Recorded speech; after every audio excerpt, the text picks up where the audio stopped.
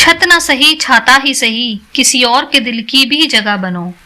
खुद तो सदा मुस्कुराओ ही, किसी और की हंसी की भी वजह बनो। करिए करिए प्रतिदिन एटलीस्ट एक ऐसा नेक काम जरूर कीजिए जो दूसरों को खुशी दे, और देखना ऐसा करके आपको 2 गुनी खुशी मिलेगी। चलो तो आज का तो नेक काम यहीं पे कर दो, लाइक एंड सब्सक्राइब करके, जो मुझे खुशी देगा। शेयर कर दोगे तो किसी और को खुशी देगा, और आप तो अभी मेरी बात सुन के खुश हो ही रहे होंगे, है ना। बाकी सारी बातें कमेंट्स में करते हैं। Now I am waiting for your comments. Okay, तो आज हम चर्चा करने वाले हैं लॉ ऑफ अट्रैक्शन की एक बहुत ही पावरफुल टेक्निक 555 के बारे में।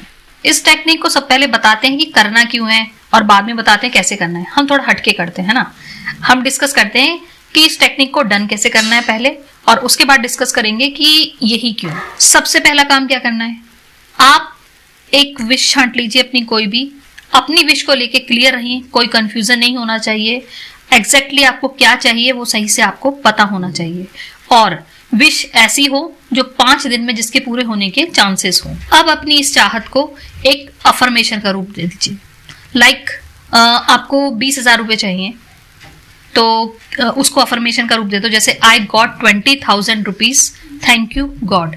अब ये thank you God, thank you universe, thank you divine आप अपनी अफर्मेशन से पहले भी लगा सकते हैं और अफर्मेशन के बाद भी लगा सकते हैं। फिर क्या करना है, आपको एक शांत जगह का चुनाव कर लें जहां पर आपको कोई डिस्टर्ब ना करे। मेक श्योर कि टेक्निक करते समय आपको कोई पर्सन या वॉइस तंग ना करे। पूरी टेक्निक एक ही बार में डन करके उठना है, ये नहीं कि 10 लाइनें मॉर्निंग में लिख ली, 10 लाइनें चल मैं बाद में कर लूंगी, ऐसा नहीं।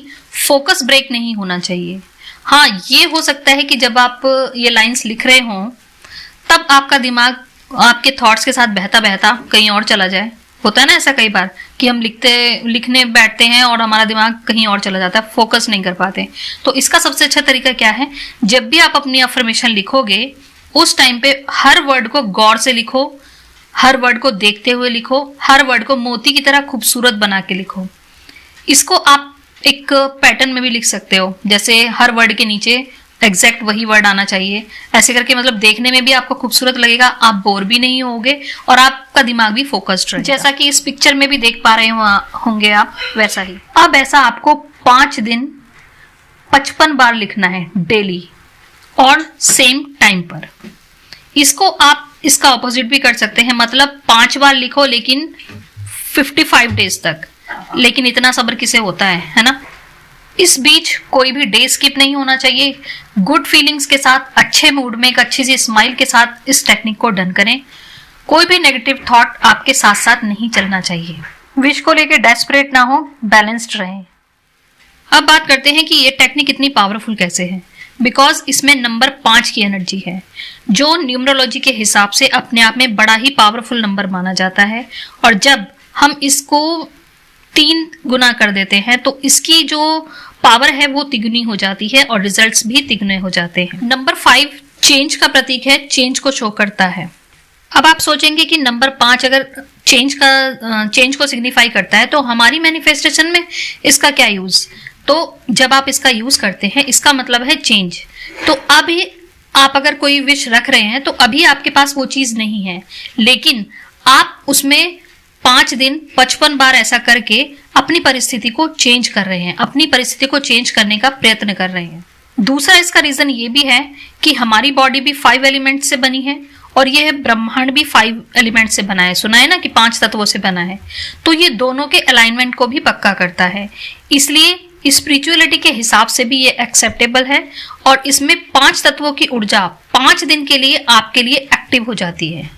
आप उस 5 से अलाइन हो जाते हो। अगर मैं यहाँ पर अपनी सक्सेस स्टोरी शेयर करूं, इसका खुद का एक्सपीरियंस बताऊं इस टेक्निक का, तो मैंने लॉ ऑफ अट्रैक्शन की ये पहली टेक्निक है जो मैंने फर्स्ट टाइम ट्राई की थी।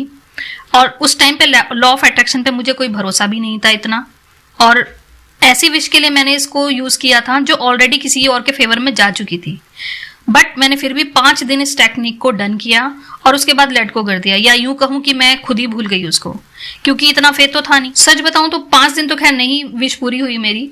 पहली बार में मेरे को 10 या 12 दिन लगे मेरी विश पूरी होने में, और इसका जो एग्जैक्ट टाइम बताऊं तो वो 5 दिन के अंदर विश पूरी हो जाती है।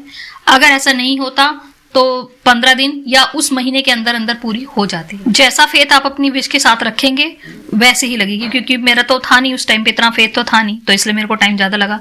उसके बाद ऐसा भी हुआ कि 5-5 दिन के अंदर अंदर भी विश पूरी हुई और 3 दिन के अंदर भी हुई। अगर आपकी भी 3 दिन के अंदर विश पूरी हो जाती है तो भी आपको 5 डे तो ये करना ही है। जब मेरी विश इतने सरप्राइजिंग तरीके से पूरी हुई तो उसके बाद तो सच में मैं फैन हो गई लॉ ऑफ अट्रैक्शन की और इस टेक्निक की।